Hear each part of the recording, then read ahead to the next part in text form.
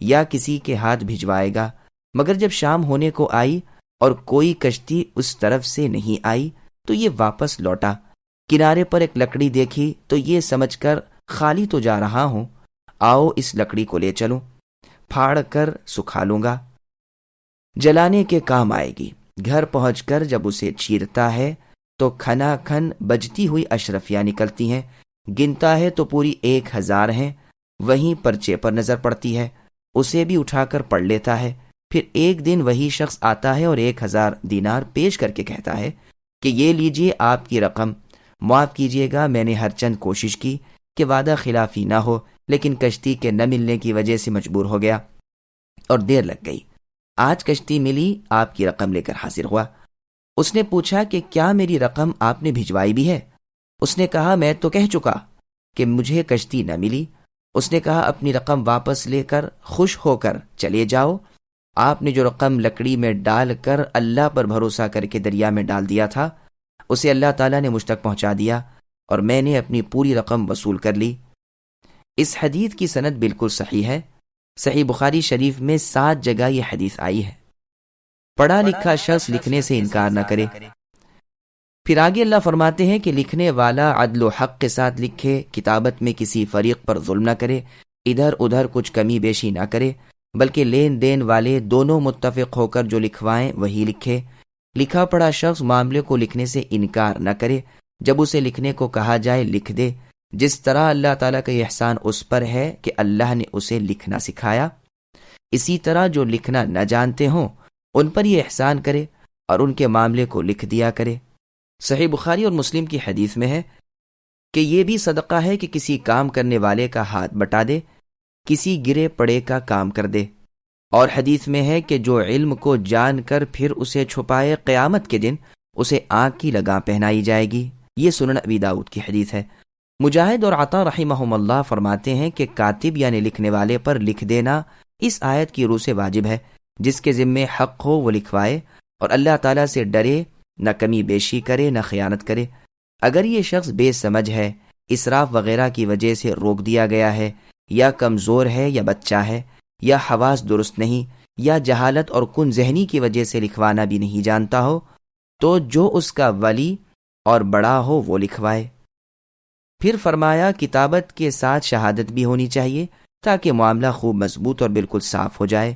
2 مردوں کو گواہ کر لیا کرو، اگر نہ مل سکیں تو خیر 1 مرد اور 2 عورتیں صحیح۔ یہ حکم مال کے اور مقصود مال کے بارے میں ہے۔ 2 عورتوں کی گواہی 1 مرد کے برابر ہے۔ 2 عورتوں کو قائم مقام 1 مرد کے کرنا بسبب عورت کی عقل کے نقصان کے ہے، جیسے صحیح مسلم میں حدیث ہے کہ رسول اللہ صلی اللہ علیہ وسلم نے فرمایا، اے عورتوں صدقہ کرو اور بکثرت استغفار کرتی رہو، میں نے دیکھا ہے کہ جہنم میں تم بہت زیادہ تعداد میں جاؤ گی۔ ایک عورت نے پوچھا، اللہ کے رسول یہ کیوں؟ رسول اللہ نے فرمایا، تم لعنت زیادہ بھیجا کرتی ہو اور اپنے خاوند کی ناشکری کرتی ہو۔ میں نے نہیں دیکھا کہ باوجود عقل و دین کی کمی کے مردوں کی عقل مارنے والی تم سے زیادہ کوئی ہو۔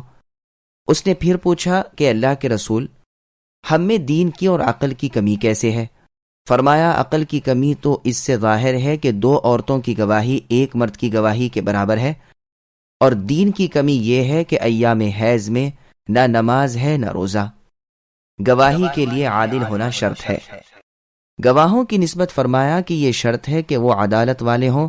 امام شافعی رحمہ اللہ کا مذہب ہے کہ جہاں کہیں قرآن شریف میں گواہ کا ذکر ہے وہاں عدالت یعنی انصاف کی شرط ضروری ہے، گو وہاں لفظوں میں نہ ہو۔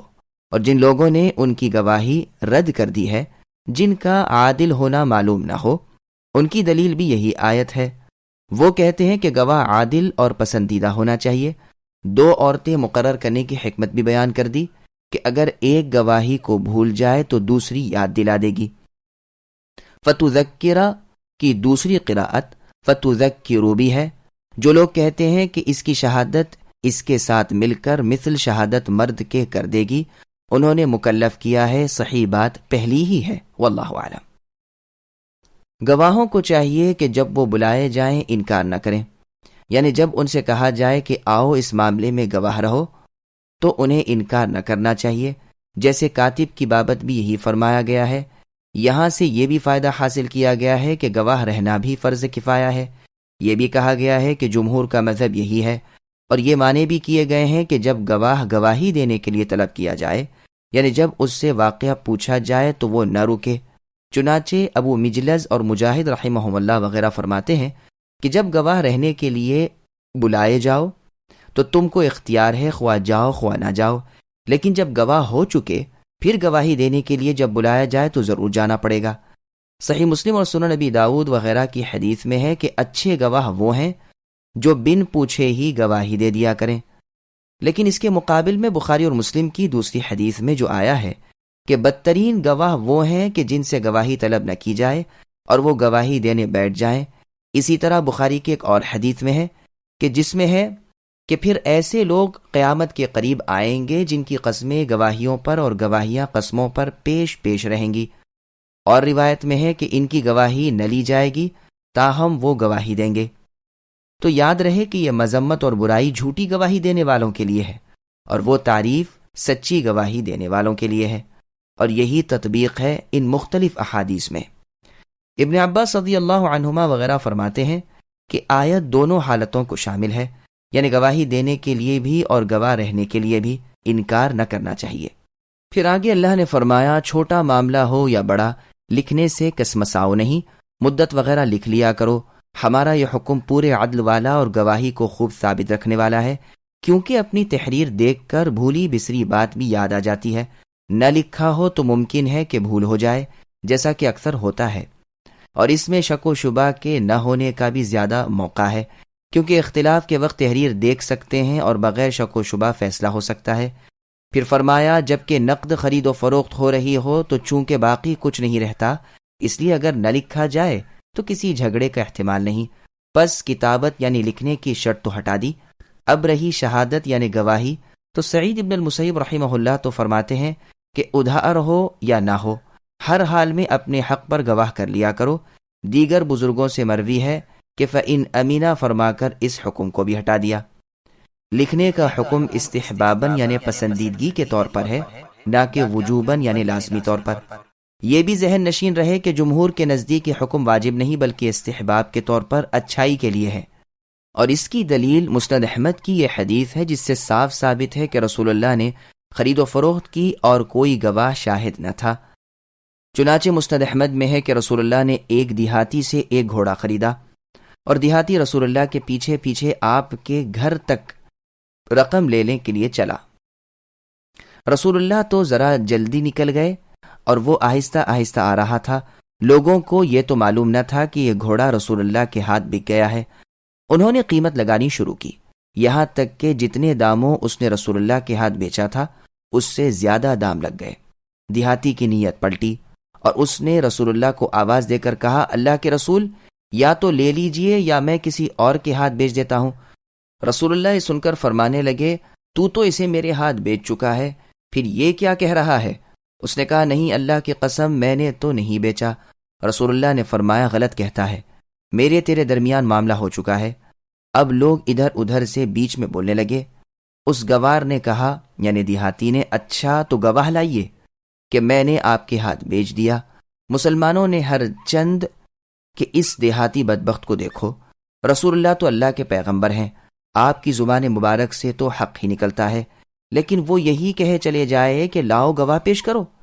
اتنے میں خزیمہ ابن ثابت رضی اللہ عنہ آ گئے اور دیہاتی کے قول کو سن کر فرمانے لگے، میں گواہی دیتا ہوں کہ تو نے بیچ دیا ہے اور رسول اللہ کے ہاتھ تو فروخت ہو چکا ہے۔ رسول اللہ نے فرمایا، تم کیسے گواہی دے رہے ہو؟ خزیمہ رضی اللہ عنہ نے فرمایا کہ آپ کی تصدیق اور سچائی کی بنا پر۔ چنانچہ رسول اللہ نے فرما دیا کہ آج سے خزیمہ کی گواہی 2 گواہوں کے برابر ہے۔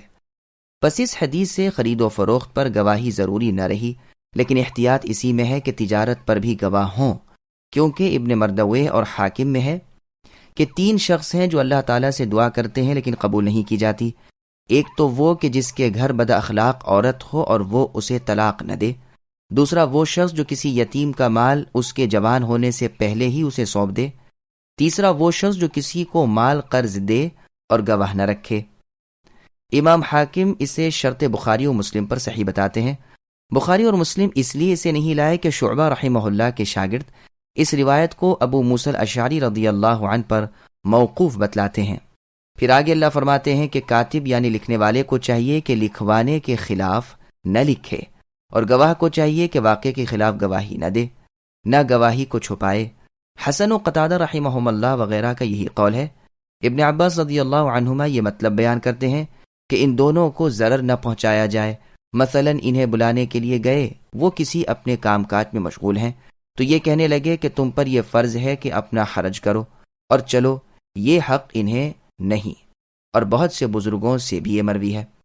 پھر آگے ارشاد ہوتا ہے کہ میں جس سے روکوں اس کا کرنا، جس کے کرنے کو کہوں اس سے رک جانا، یہ بدکاری ہے جس کا وبال تم سے چھوٹے گا نہیں۔ پھر آگے اللہ فرماتے ہیں اللہ تعالیٰ سے ڈرو، اللہ کا لحاظ رکھو، اللہ کی فرما برداری کرو، اللہ کے روکے ہوئے کاموں سے رک جاؤ۔